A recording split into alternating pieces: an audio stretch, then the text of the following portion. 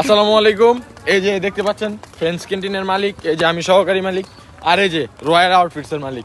এখন খুবই দুঃখের সাথে জানানো যাচ্ছে যে আমাদের কারো প্রতিষ্ঠানই আর বেঁচে নেই।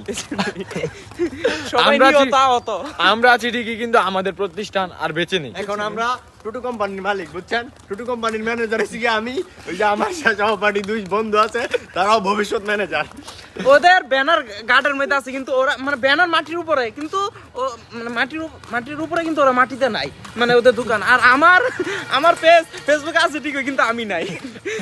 জিনিসটা এরকম হইছে, মানে আমাদের বাংলাদেশের বাংলাদেশের অর্থনীতি দিন দিন খারাপ হওয়ার কারণ এটাই যে আমাদের প্রতিষ্ঠানগুলো আর নাই। আমরাই কিন্তু মূলত বাংলাদেশের অর্থনীতি সচল রেখেছিলাম। হ্যাঁ, এটা বুঝতে হবে।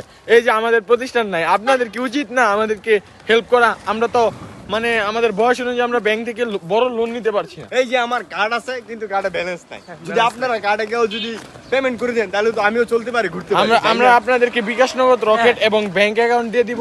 যে যা পারেন খুব দ্রুত আমাদের ট্রান্সফার করেন।